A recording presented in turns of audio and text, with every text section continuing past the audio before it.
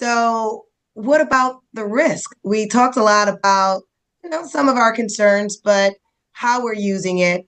But there are risks, governance, and ethical guideline concerns. We got a lot of questions about that. I think there's a lot of legitimate concerns, right? I mean, there's organizations have a reputational risk. We've all seen organizations that go through a data breach that don't survive. Um, there's concerns about information being misused, or incorrect information being provided, and then somebody just goes off and uses that.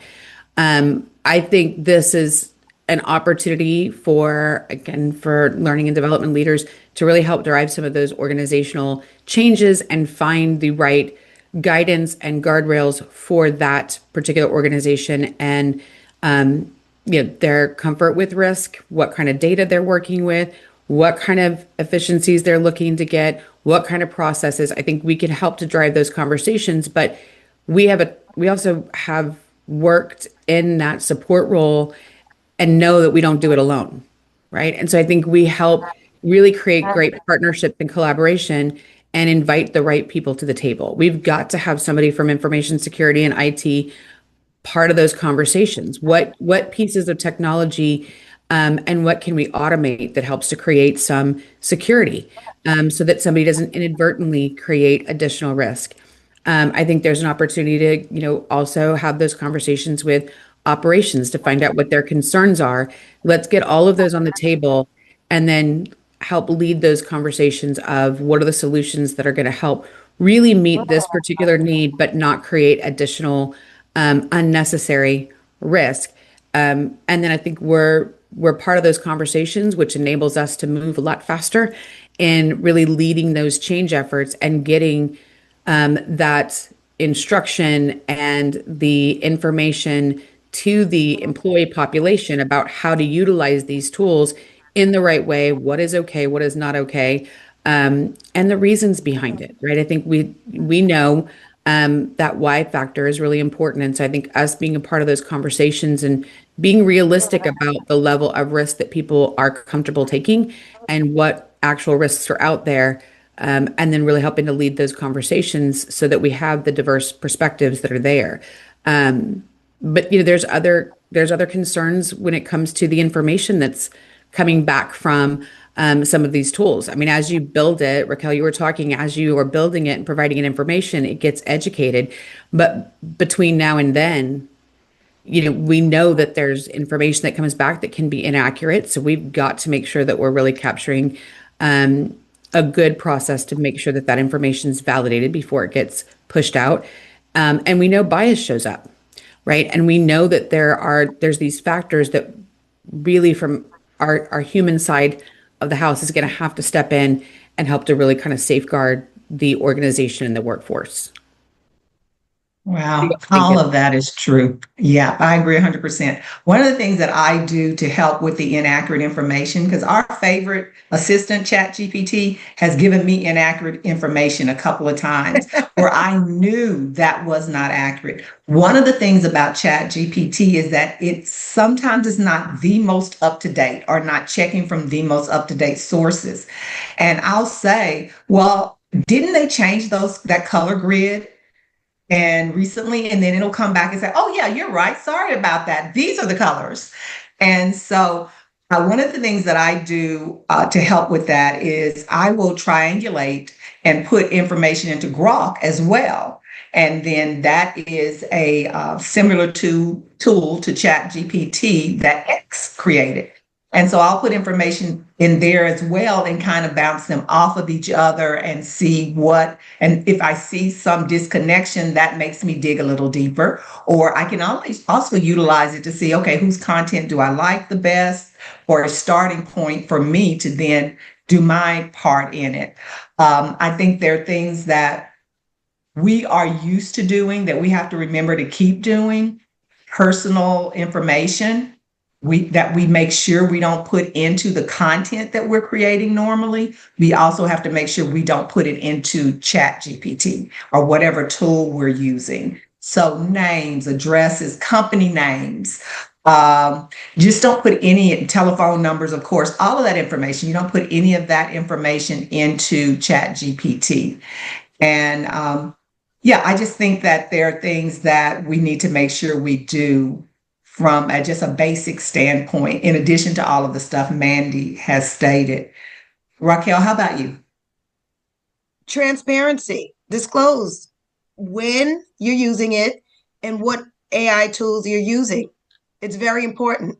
So that's why it's critical that L&D leaders collaborate with compliance and also IT. It is not just on one leader to take control of this.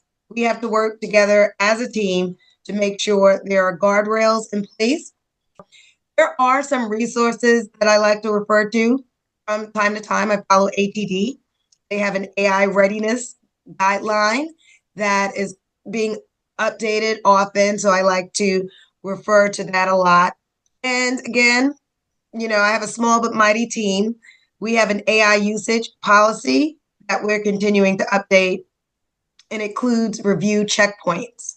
One thing that I didn't mention earlier is every month, my team and we get into a lab and we just start seeing what's new with AI. We will take our workload, look at our workflow, and see how we can leverage AI even more because it's being updated every day. And we also have a point person for the quarter who's the AI point person. So we rotate, AI responsibilities, being that we're a smaller team. But if it's a large global corporation, I think there's no need to wait very long. Seriously consider getting an AI point person to just take a look at, what's happening. I think that's the future, right? That's what's going to drive us to be able to leverage all of the benefits of AI, or at least most of them, right?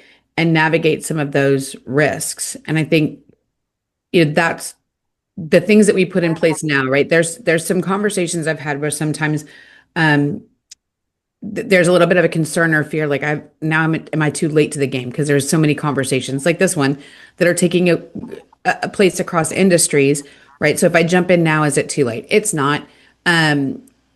But the longer that you wait, the more challenging that becomes, right?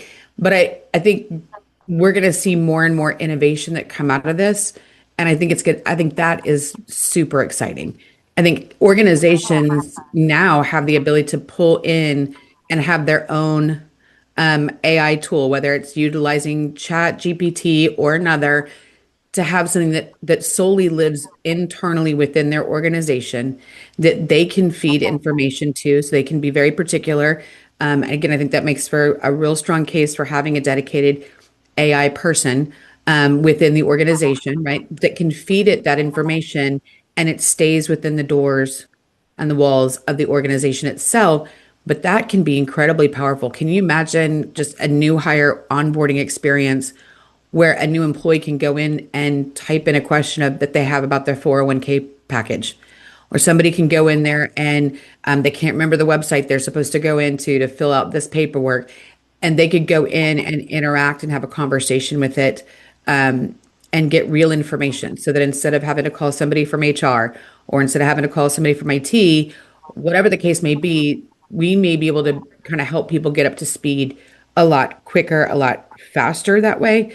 And I think we talked earlier too about having an opportunity to create the functionality that will deliver up very personalized learning recommendations, paths, whatever you want to call it, based on the needs of that particular individual. And I think we're going to see an explosion of performance improvement and really see some careers impacted in a really positive way because we're better able to get people what they need faster so that they can go utilize it and really impact their organizations in a really positive way when done correctly. Absolutely, because we are partially responsible for performance development. And if we are able to help get people up to speed truly faster from the day that they come in the office, then that helps with productivity and profitability. And if we're not doing it at our company, they're doing it at the competitor's company. Mhm. So I think this dialogue could go on for a really long time because I think it's really critical and it's important anytime we're rolling out a new technology, but especially one like this one.